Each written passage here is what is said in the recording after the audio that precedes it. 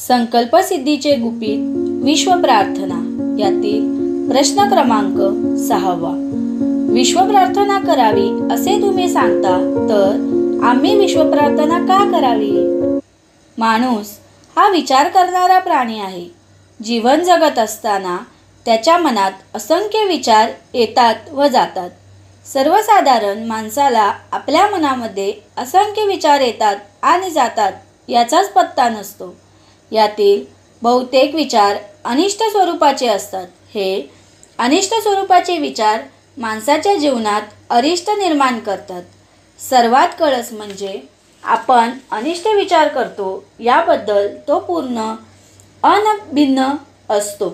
परिणामी जसे विचार तसा जीवनाला आकार किंवा as you think so you become या निसर्ग नियमाप्रमाणे माणसाला सर्व प्रकारच्या अनिष्ट प्रसंगांना सामोरे जावे लागते. कळत किंवा न कळत विष घेतले तरी त्याचा अनिष्ट परिणाम होतोच. त्याचप्रमाणे कळत किंवा न कळत अनिष्ट विचार केल्याने माणसाला अनिष्ट परिणाम भोगावे लागतात. या संदर्भात डॉक्टर मर्फी सांगतात, thoughts of jealousy, fear, worry and anxiety tear down and destroy your nerves and glands, bringing about mental and physical diseases of all kinds. दुसरा मुद्दा असा की माणसाचे विचार करणारे मन घड्याळाच्या लंबकासारखे असते. घड्याळाचा लंबक एका टोकाकडून दुसऱ्या टोकाकडे व दुसऱ्या टोकाकडून परत पहिल्या टोकाकडे अशा पद्धतीने सतत हेलावत असतो. अगदी त्याचप्रमाणे माणसाचे मन भूतकाळातून भविष्यकाळाकडे व भविष्यकाळाकडून परत भूतकाळाकडे अशा पद्धतीने सतत सातत्याने फिरत असते. भूतकाळात घडून गेलेल्या अनिष्ट गोष्टीचे चिंतन व भविष्यात काय वाढून ठेवलेले आहे याची चिंता. अशा पद्धतीने माणूस चिंता व चिंतन करीत असतो. कोळसा जितका उघडावा तितका तो अधिकच काळा होत जातो. त्याचप्रमाणे भूतकाळातील अनिष्ट गोष्टींचे चिंतन व भविष्याची चिंता केल्यामुळे माणसाची परिस्थिती दिवसेंदिवस बिघडत व चिघळत जाते. वर्तमान काळाच्या विटेवर मनाला स्थिर उभे करणे माणसाला जमतच नाही, परंतु नित्य विश्वप्रार्थना केल्याने माणसाच्या मनात येणारे विचार कमी कमी होऊ लागतात. हळूहळू विश्वप्रार्थनेकडे मन ओढ घेऊ लागते. प्रार्थनेचे गोडी लागते आणि परिणामी माणसाचे मन विश्वप्रार्थनेत रमायला व रंगायला लागते.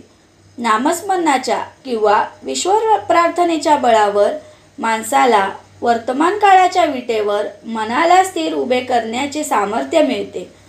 चालता चालता माणूस मुक्कामाला पोचतो. त्याचप्रमाणे विश्वप्रार्थना करता करता साधक विश्वंभराचे चरणी विसावतो. विश्वप्रार्थनेत रमलेले व रंगलेले माणसाचे मन रंगता रंगता पांडुरंग स्वरूप होते. या संदर्भात तुकाराम महाराज सांगतात, पहिले कृष्ण गाता गीती कृष्ण ध्याता चित्ती, तेची कृष्ण होती कृष्ण ध्याने. दुसरे उन्मनीच्या सुखात पांडुरंग भेटी देत. विश्वप्रार्थना सतत करीत राहिल्यामुळे बहिर्मनाच्या द्वारे अंतर्मनाच्या संगणकाला सतत सुंदर विचारांचे फीडिंग मिळाल्यामुळे अंतर्मनाचा पॅटर्न बदलतो. विश्वप्रार्थनेच्या द्वारे शुभचिंतन घडत राहिल्यामुळे बहिर्मनाचे शुद्धीकरण होऊन अंतर्मनाचे उन्नयन होते. परिणामी अंतर्मनाचे रूपांतर दिव्य जाणिवेत होते. हेच जीवनविद्या इंग्लिशमध्ये खालीलप्रमाणे सांगते, sublimation of the conscious mind results in evaluation of the subconscious mind which is eventually transform into divine consciousness. दुसरा मुद्दा असा की नित्य विश्वप्रार्थना करता करता साधकाला इतर लोकांबद्दल आपलेपणा वाटू लागतो. सर्वांचे भले व्हावे, कल्याण व्हावे असे त्याला अगदी मनापासून वाटू लागते. थोडक्यात माणसाच्या जीवनात परिवर्तन घडवून आणण्याचे सामर्थ्य या विश्वप्रार्थनेत आहे. विश्वप्रार्थना का म्हणायची याचे उत्तर हे असे आहे. विठ्ठल विठ्ठल, जय सद्गुरू, जय जीवनविद्या.